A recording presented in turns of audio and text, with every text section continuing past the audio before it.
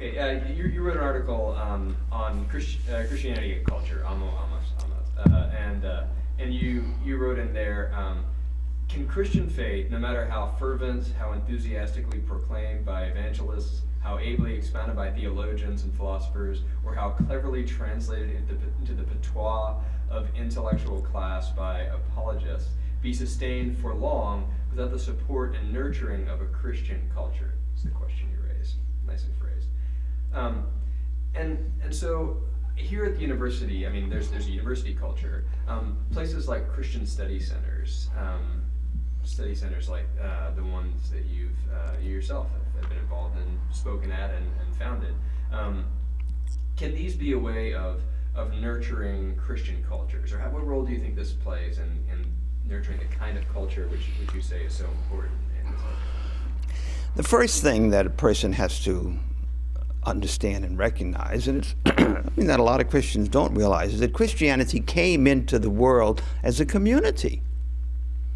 It didn't come into the world as a series of individuals who happened to believe certain things and decided to organize themselves together. One of the most striking things about the story of Jesus in the Gospel is that he gathered together a group of disciples, and from all the evidence that we know, that it was this community of disciples that was the foundation of the church after the resurrection.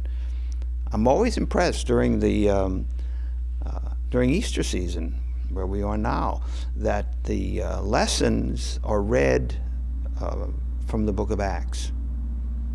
There is, instead of the Old Testament, you have a reading from the book of Acts. And again in Acts, it makes the point that they were witnesses of the resurrection. And it was this group of people who were gathered by Jesus that founded then the first church. So the church is a community first and individuals later. So communities need structure. They need organization. They need hierarchy. You know, somebody has got to lead. Somebody has to sort of give the body of people shape and form. So by definition, Christianity creates a society. When Augustine wrote his great book on the city of God, he used the metaphor of a city. That's what he talked about when he was talking about the community of the church. And he got it, of course, from the Psalms, you know, the city of God, the beautiful river running through the city of God. So communities create ways of life. They create their own speech and language. They create their own practices, their own customs. And these then define who these people are, what the community is. And without that, one is completely at sea. There is no ability to grow and to mature in Christian life. It's like raising an infant. How many years does it take for an infant to become a person who can function in any way on his own? The simple business of learning language. How do you learn language? You learn language by hearing what your parents, your aunts and uncles spoke. And so these then become habitual and form the person. Well, that's the way Christian life is that you learn to become because of the things that are said and done and practiced by the people around you. So when I use the term culture, I'm not talking about the paintings, the sculpture of Michelangelo or Leonardo da Vinci or Raphael or Bach's St. Matthew Passion. That's all part of Christian culture, but Christian culture has to do more with the sensibilities, the attitudes, the feelings, the basic view of what's important in life that are formed in a person. And that can only happen in a community. So it's absolutely essential that when a young person comes to the university, that they have that kind of community which they can orient to, which is going to be different from what they have in the classroom, what they have in the lab, what they have in their other student organizations. And without that, one is then going to be at sea. You cannot carry it on your own. And that's basically what Christian culture, as I understand it, means. And obviously it includes also the discipline of prayer and worship, and of course then study. But those are, they're all part of a whole. They're not something that sort of exist by themselves out there. For most Christians who have come to the university as a young person, their formation has been basically, to use an old-fashioned word, catechetical.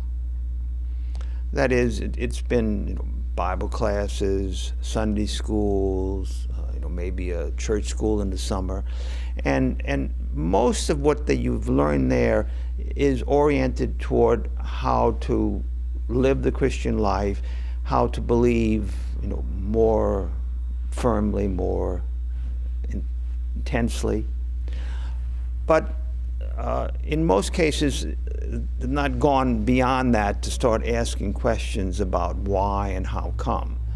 So I think the primary task that a Christian Study Center has is to introduce people to those books, those persons who can help them to step back a bit. I mean, that's one of the things about belief, and that's one of the, I think, the gifts of the Christian intellectual tradition, is that if your faith is to be deep, and you're going to have to step back, and you're going to have to say, well, is that really something that I want to hold to? To take a pretty obvious example,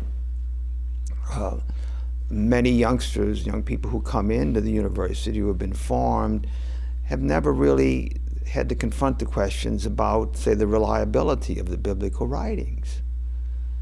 So they take a course in the university, say, on the Gospels, and all of a sudden they realize that, my goodness, one Gospel says that Jesus says this when he's on the cross, another one says he says that. Well, that kind of provokes a crisis of faith. So one has to understand something about how the Bible came to be. That would be one, which is probably the issue that most people face very early on. Or, they take a course dealing with the sciences, and so they begin to have all sorts of questions about the account in Genesis about how the world came to be. Those are the questions that many people would ask. So the Christian Study Center should be a place where one would find people who can say, well, then why don't you read this, or have you thought about it this way, or that they were able to give people guidance so that they hear another side, and the other side they hear is not simply a matter that you have to believe this, but here are some reasons. Again, I think I made this point earlier. It doesn't solve anything to quote a Bible passage in any discussion. You've got to say why this passage means what you say it means, which means you have to give an argument. The Bible is a book to be argued from. So those would be one range of questions. And the other reason why it's important to have community is Christian life lives off examples. Without examples, we don't know how to live. Telling a person what they should do or shouldn't do is not enough. That's why early on Christians wrote lives of their holy people, the lives of the saints. So presumably what one would find at a Christian Study Center are models, whether they be older students, more devout students, administrators, directors, who have, by their own lives, shown people how a mature Christian lives. And so that would be, what I said, I guess, three different things. One was that you had a place where you learned to do things because they were part of this community's life. Second, you were able then to ask questions and to find the books and the authors to read to help you answer those questions. But finally, that you had models, examples. I mean, that's there is no growth in how to live without the example. We see somebody do something well in sports, in the arts. Our instinctive reaction is, I'd like to do that. And that's the way it is with the Christian life.